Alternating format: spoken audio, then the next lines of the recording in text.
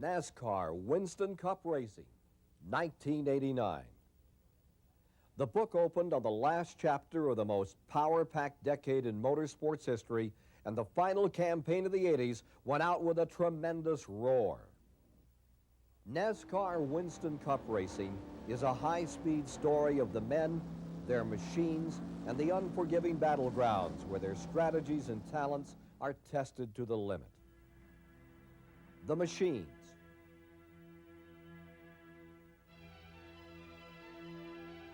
A dazzling display of mechanical artistry, the colorful, finely tuned mounts that were piloted by the men who chased the Winston Cup rainbow seemed to take on a new luster in '89. Immaculately designed, brilliantly adorned, skillfully driven, it was to be a season that re-emphasized America's love affair with the American-made automobile. The men.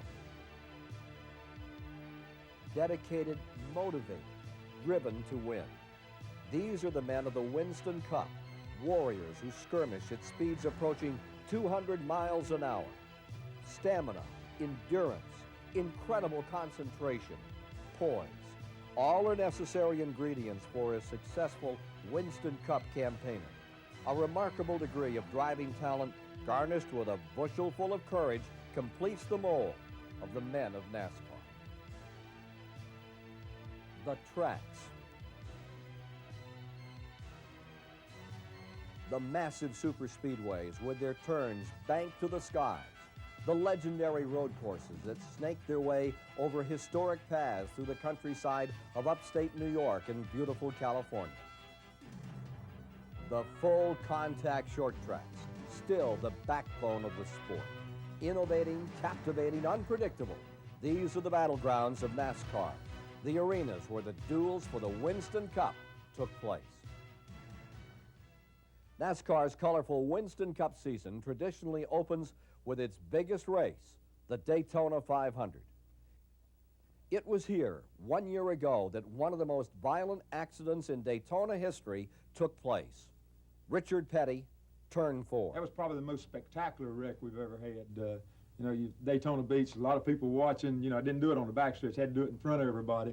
And, I remember the car getting sideways, and then the next thing I remember is the car backing up to the wall, and I just seen the asphalt coming in front of me, and I said, Richard, you better hold on, this is going to be tough. And I remember it spinning 3 times on its nose, and then hitting the ground and sliding out and stopping. And then about that time, something hit the car. I didn't know what it was until after I watched it on the film, and then the car really got violent. Boy, it spun around, the gas tank and everything off of it, and then it finally stopped, and we was okay. The starting lineup for the great American race, the Super Bowl of Major League Stock Car Racing.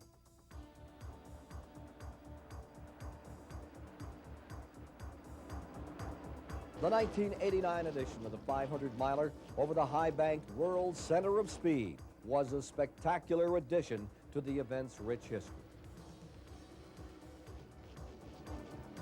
Popular Darrell Waltrip, the athlete who's won more prize money than any other competitor in motorsports history, grabs the lead from the outside front row starting slot. A broken oil line sends Neil Bonnet to the sidelines after only 2 laps. Pole winner Ken Schrader dogs Waltrip through 4.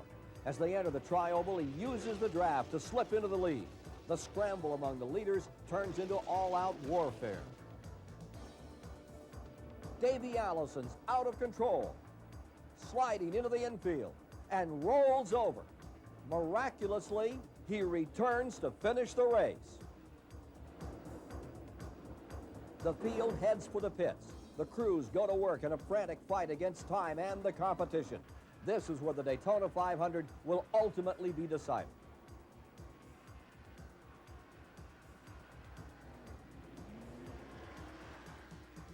Dale Earnhardt appears to be in a position to score, but this race has turned into a gamble on fuel consumption. Every top competitor makes one last stop for gas. Everyone but Alan Kulwicki and Darrell Waltrip.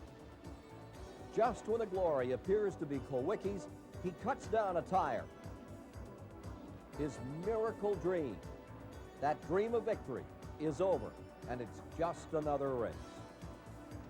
But after 17 years for car 17, Darrell Waltrip, it's the end of the frustration, the end of the near misses. It's his first ever Daytona 500. His never give up style, his perfect pit strategy pays off, and it's a joyous celebration in Victory Lane, complete with Waltrip's version of the Icky Shuffle. The '89 Winston Cup campaign was off to a rousing start. It was Waltrip, Schrader, and Earnhardt clustered at the top of the point standings as the Tour headed for Rockingham and the Goodwrench 500. A 500-mile test over Rockingham, North Carolina Motor Speedway usually produces some of the most spectacular competition of the season, and the '89 Goodwrench 500 was no exception.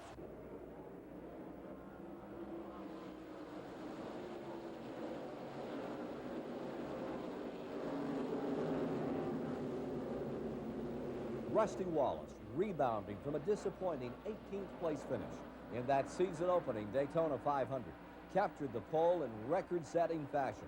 He held off Darrell Waltrip at the start on this wet Sunday afternoon in the Carolina Sandhills. Car 23, Eddie Bierschwale, takes a long spin in turn 2. A broken crankshaft sidelines Hut Strickland as Larry Pearson fights to keep his machine headed in the right direction.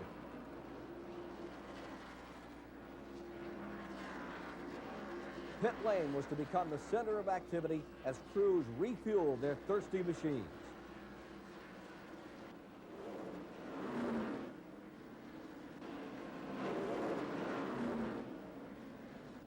Waltrip had mounted a serious challenge from the outset, but well into the race, a broken oil pan dashed his hopes of a second straight win. Dale Earnhardt, running off the tail end of the lead lap, pulls off a serious charge by Ricky Rudd. The two finally lock horns in a frenzied exchange. Rudd spins, collecting car 33, Harry Gant. A final spin out of turn 4 proves to be the last obstacle for Rusty Wallace, who flexes the muscles he so dramatically used in the closing stages of the 1988 campaign. Twice the Missouri campaigner fought his way back from a lap down.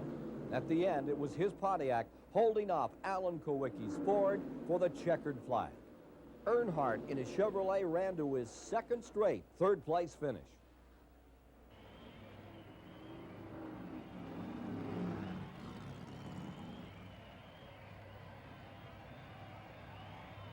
A happy crew, a jubilant Wallace celebrated in Victory Lane.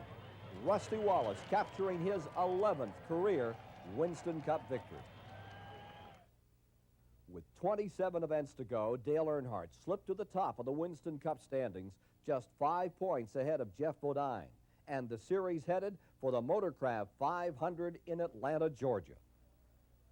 Unpredictable Atlanta International Raceway can serve up some breath-snatching Winston Cup finishes, and that tradition was delivered with dramatic flair in the mid-March Motorcraft 500 over the demanding 1.5-mile oval. The unique Atlanta layout features long, sweeping turns, short straightaways, a design that puts a premium on the handling capabilities of a well-tuned race car and the talent as well as determination of the man behind the wheel. The Ford duo of Alan Kowicki and Mark Martin, a pair of rising stars in the game, shared the front row for this one, and Rusty Wallace, fresh from his win at Rockingham, was solidly in the hunt.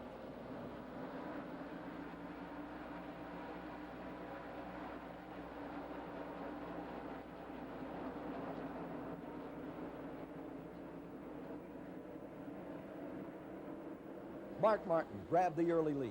The 30-year-old star from Batesville, Arkansas, had the Jack Roush Ford dialed into this tricky oval as he led the field back to the start line.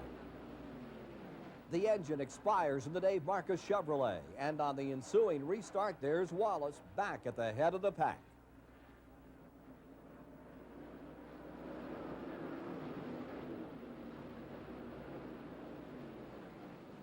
It's a short day for the Junior Johnson team and Terry Labonte, along with Bobby Hillen, who smokes onto pit road. The king, Richard Petty, is looking strong, attempting to win his first race since July 4th, 1984, and add another trophy to that enviable collection in his Level Cross, North Carolina Museum. If you're truly interested in stock car memorabilia, especially the winningest driver in the sport's history, you can drop in on Level Cross, North Carolina for a real memory lane trip. Pay a visit to Richard's museum. It's personalized. It truly reflects the gentle smile and that solid ability that carried Richard Petty further than any other driver in the sport's history. These trophies, these cars, these photographs tell us about the man who brought the sport of stock car racing to a new height of popularity. Richard Petty's unique museum, the home of a remarkably large slice of Winston Cup history. But there will be no museum additions from this day in Atlanta. Fire erupts in the Petty pit, but the quick-thinking STP Pontiac campaigner moves to a safer spot on pit road while emergency crews swing into action. Remarkably, after it was all over, Richard Petty came out to finish the race. The activity is furious on pit road. Waltrip slips out across the white line, exiting pit road just inches in front of Earnhardt. The Tide crew is charged with excitement, and the stage is set for a showdown with their driver in control. On the restart, Rookie of the Year contender Wisconsin's Dick Trickle sets the pace, but only as far as turn one. Waltrip and Earnhardt muscle their way by. The Dale and Darrell show is center stage, both chasing after that checkered flag. Earnhardt pushing his car to the limit, desperately trying to score his first win of the '89 season.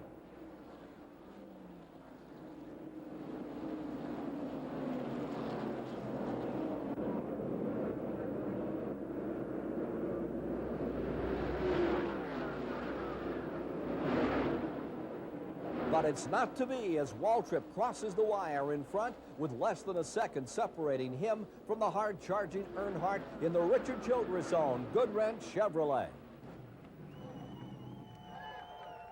For the three-time Winston Cup title holder, this was Waltrip's second win in a season only 3 races old.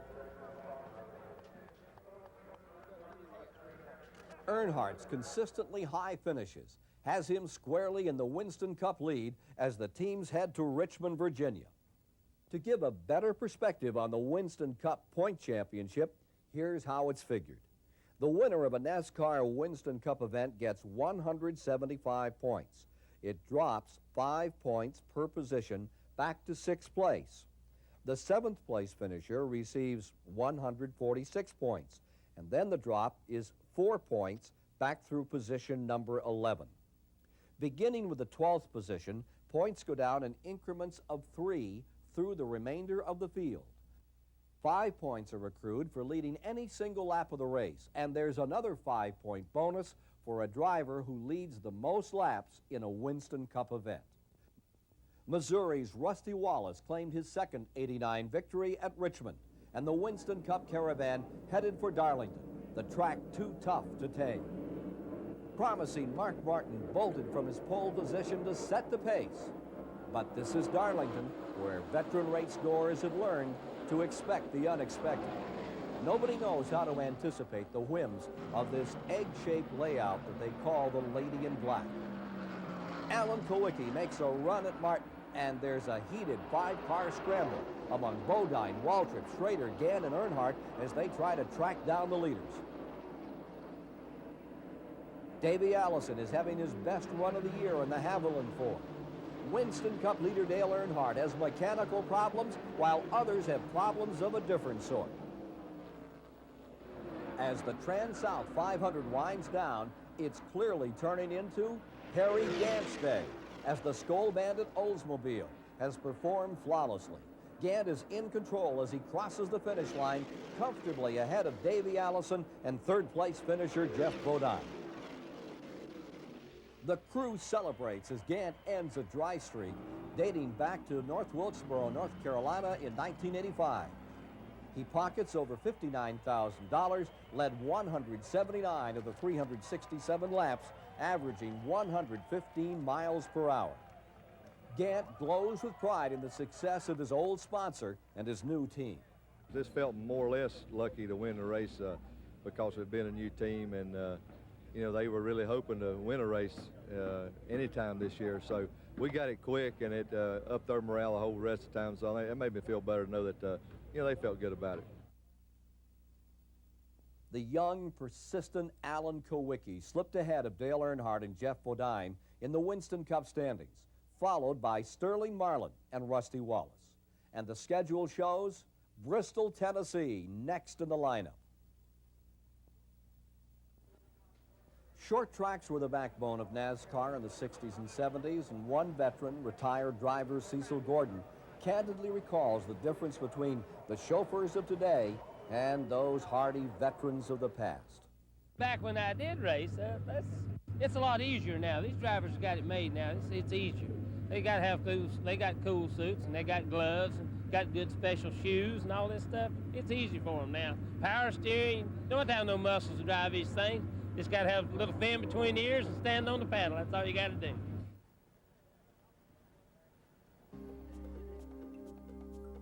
It'll be a long time before anybody in this sellout crowd at Bristol's Valleydale 500 forgets the 1989 April spectacle. 32 cars started the battle over the high-banked half-mile bowl, and with 34 lead changes, a whopping 20 caution periods, you've got all the ingredients for one wacky afternoon of Winston Cup action.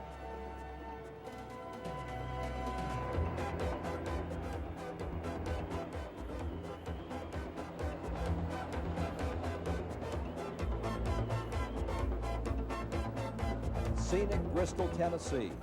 This area is so peaceful, so quiet up here in the mountains. When they're ready to race, when you have Mark Martin, Jeff Bodine, and Alan Kowicki leading the field, welcome to Thunder Valley.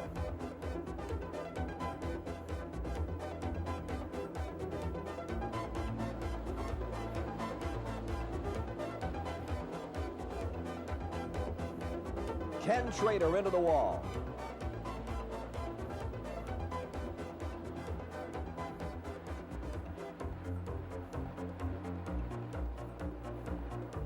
Bierschwale takes out Butch Miller as Pearson and Bodine are trapped. It's Larry Pearson again in the 16 Chattanooga Chew Machine. Greg Sachs, car 88, is right on the edge of control. Gant on a long spin in the front chute, and Pearson just can't get a break. Ernie Irvin hard into the wall, then collects Strickland. Then the Bud Moore car, Brett Bodine. Bobby Hillen into the wall, and suddenly he's on the hot seat.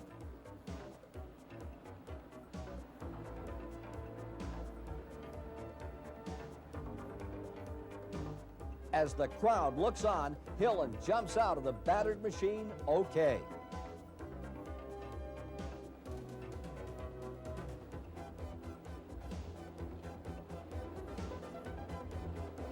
And there goes the number 29 Hardy's machine. It's back to the body shop for Dale Jarrett.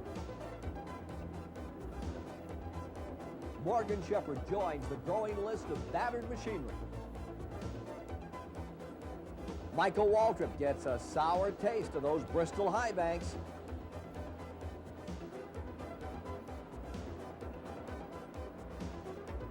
Marlin out of